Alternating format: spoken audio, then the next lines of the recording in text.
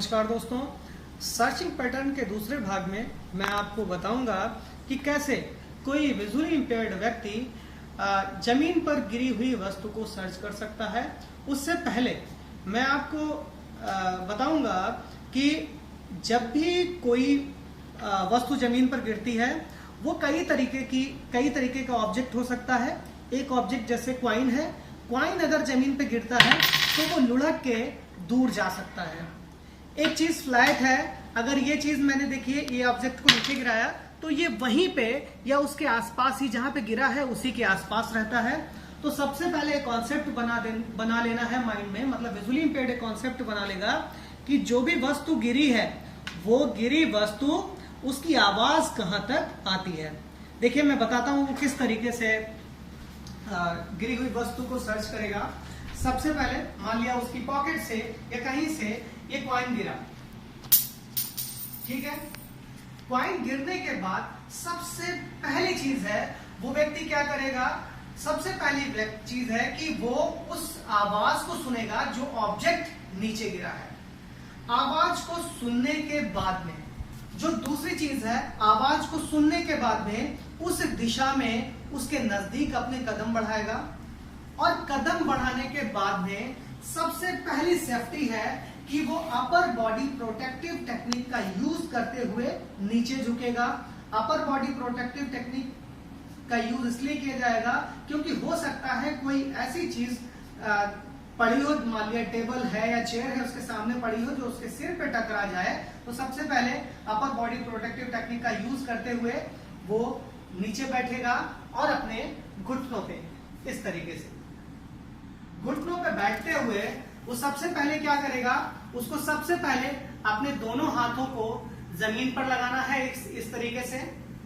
हाथ बिल्कुल फ्लैट होंगे, उंगलियां आपस में मिली हुई और साथ साथ में ये उसका रेफरेंस पॉइंट भी होगा। ये रेफरेंस पॉइंट है। मान लिया कोई चीज दूर गिरी है, अब रेफरेंस पॉइंट उसने बना लिया। अब वो क्या करेगा, अपने हाथों को, इसको बोलते हैं सर्कल पैटर्न।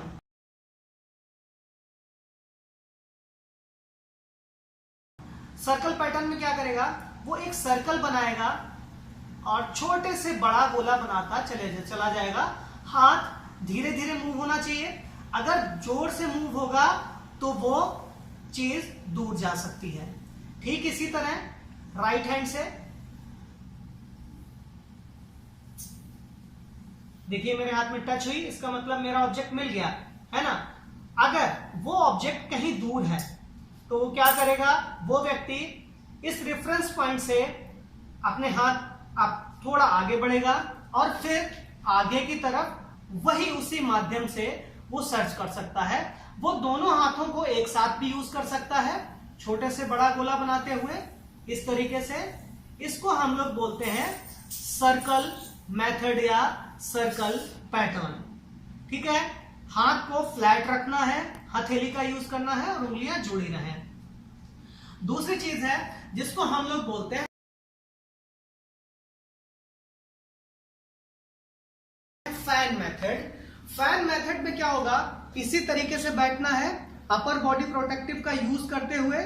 और फैन मेथड में जैसे कि आपने देखा होगा कि गाड़ी का वाइपर जिस तरीके से चलता है, गाड़ी का वाइपर कैसे चलता है, यूं ऐसे चलता है ना, इस तरीके से ही जमीन पे हाथ दोनों रखने हैं और जमीन पे हाथ रखने के बाद जो रेफरेंस पॉइंट है वहां से राइट हैंड से मिल गई चीज, इस तरीके से आगे बढ़ाते हुए हाथ जाएंगे, फिर इस हैंड से और दोनों हाथों का भी यूज कर सकते हैं लाइक दिस, ठीक है। अगर वो चीज नहीं मिली तो हम आगे बढ़ जाएंगे और आगे बढ़ने के बाद फिर उसी तरीके से फैन मेथड का यूज करेंगे। ये चीज हम लोग केन से भी कर सकते हैं, छड़ी से भी कर सकते हैं। फैन मेथड का यूज हम लोग छड़ी से भी कर सकते हैं। कैसे कि छड़ी, मान लिया कोई ऑब्जेक्ट है जो कि थोड़ा सा बड़ा है, सिक्का नहीं, मान लिया कोई बड़ी चीज गिरी है, तो छड़ी से किस तरीके से हम लोग फैन मेथड का यूज कर सकते हैं। रेफरेंस पॉइंट पे छड़ी को रखा और छड़ी से इस तरीके से मूव करते हुए हम हम सर्च कर सकते हैं कि हमारी चीज कहां पे गिरी होगी। लेकिन इसके लिए जो सरफेस है वो स्मूथ होना चाहिए। अगर उबड़ खाबड़ है तो इस टेक्निक का यूज नहीं किया जा सकता। छड़ी को इस तरीके से भी घुमा सकते हैं, ऐसे भी घुमा सकते हैं, और फैन की तरीके से भी घुमा सकते हैं। जैसे ही वो वस्तु मेरी छड़ी से टकराएगी मुझे पता चल जाएगा कि वो वस्तु कहां पर है।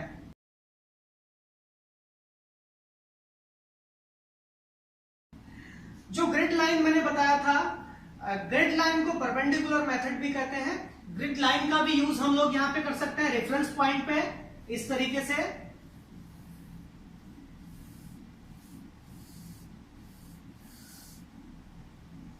अगर एक मॉडिफिकेशन है इसमें कि अगर विजुअली इंपेयर्ड ऐसी जगह पे है जहां पे वो गंदा हो सकता है, उसके हाथ गंदे हो सकते हैं, तो वो क्या करेगा कि वो गिरी हुई वस्तु को सर्च करने के लिए अपने पैरों का इस्तेमाल भी कर सकता है। पैरों को सर्कल वाइज वो इस तरीके से रोटेट करके अपनी गिरी हुई वस्तु को सर्च कर सकता है, इस तरीके से। देखिए जो मेरा लेफ्ट पैर है वो रेफरेंस पॉइंट का काम कर रहा है, और धीरे धीरे मेरा पैर सर्कल बड़ा हो रहा है, और इसके माध्यम से वो अपनी चीज को, गिरी हुई वस्तु को सर्च कर सकता है, इस तरीके से।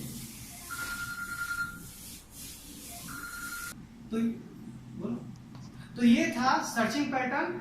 सर्चिंग पैटर्न के माध्यम से कोई विजुअली इंपेयर्ड इंडिपेंडेंटली अपनी गिरी हुई चीज को सर्च कर सकता है। आप लोगों के कुछ प्रश्न भी होंगे। प्रश्न ये हो सकते हैं कि कोई ऐसी वस्तु गिरे जिसमें साउंड ना हो तो विजुअली इंपेयर्ड कैसे सर्च करेगा।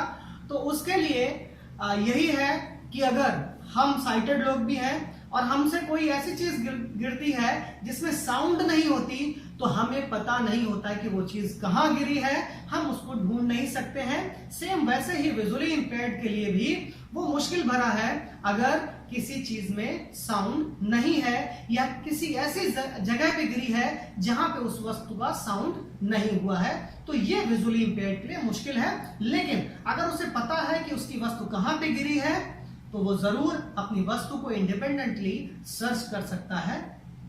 इसी के साथ अगली वीडियो में फिर आपसे मिलूंगा। तभी तक के लिए आप सभी को बहुत बहुत धन्यवाद। नमस्कार।